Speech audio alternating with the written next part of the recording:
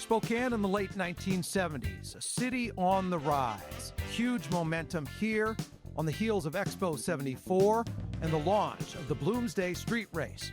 Hometown pride palpable, but darkness lingered at the edge of the light. A string of crimes that paralyzed Spokane and its residents with fear, uncertainty. Who was stalking women? On April 26, 1978, a 19-year-old woman dragged suddenly behind a row of bushes and raped. Clear in her recount, the rapist jammed his fist into her mouth to prevent her from screaming, a detail that would prove a pattern. Over the next 2 years, Spokane police reported a dramatic increase in the number of vicious sexual attacks. The hunt intensifying, the rapist elusive. In his book, Son, A Psychopath and His Victims, author Jack Olson cites Spokane police data showing in 1978, there were 49 reported rapes. In 1980, there were 127. The youngest victim, just 14 years old. The oldest, 51. 37 rapes were believed to be the result of one man's evil work, but still, no suspects, no concrete leads. In February 1981, the first ray of light for justice, a critical break for detectives.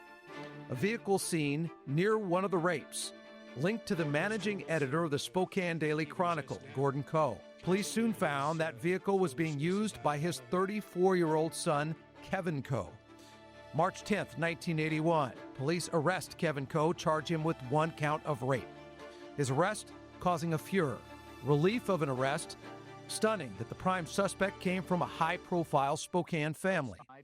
Gordon Coe took a leave of absence from the Chronicle, then retired in October of that year. Coe's mother, Ruth Coe, would become infamous in her own right later that same year. Coe was believed to be, according to authorities, responsible for up to 37 rapes, but was only ever charged with 6. Are you the South Hill rapist? No. The first trial, July of 1981. He took the stand on his own behalf, rattling on with grandiose statements, exaggerations, or outright lies about his life and accomplishments. Paranoid rants about a plot against him. Then, finally, justice for the victims. We, the jury, find the defendant, Frederick Harlan Coe, guilty. July 29th, Coe, guilty, 4 counts, first-degree rape. On August 17th, 1981, the sentence, life in prison. Throw away your mace, throw away your guns. You safe girls. Ha! My son didn't do it. The Coe family saga took an unexpected twist in November when Coe's mother, Ruth, was captured on recordings trying to pay a hitman to take out the prosecutor and judge who put her son away. I like him gone dead, and I'd like both of them dead. The story of the Coes, already national news, now international headlines. Ruth Coe received a year in county jail, 10 years probation. At the same time, Kevin Coe continued his legal fight from prison and did make inroads. In 1984, the Supreme Court overturned all 4 of his convictions on the grounds that witnesses and victims were compelled to remember details of the attacks using hypnosis. The evidence, they argued, could not be trusted. A new trial, a new jury, a reinvigorated Coe. I'm not the South Hill rapist, I'm the Spokane scapegoat. But on February 12, 1985, Coe was convicted of 3 rapes and sentenced once again to life. In January of 1988, due to continued complications from the controversial use of hypnosis, the Supreme Court tossed 2 of those rape convictions, meaning Coe was now convicted of 1 rape.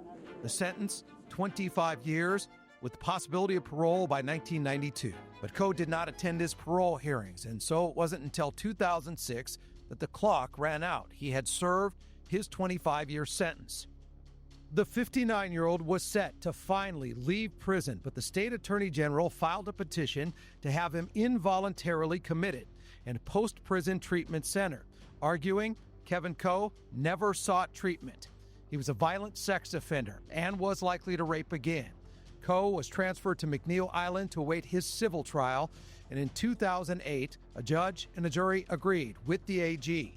Coe would stay at McNeil Island until state experts said he was no longer a threat.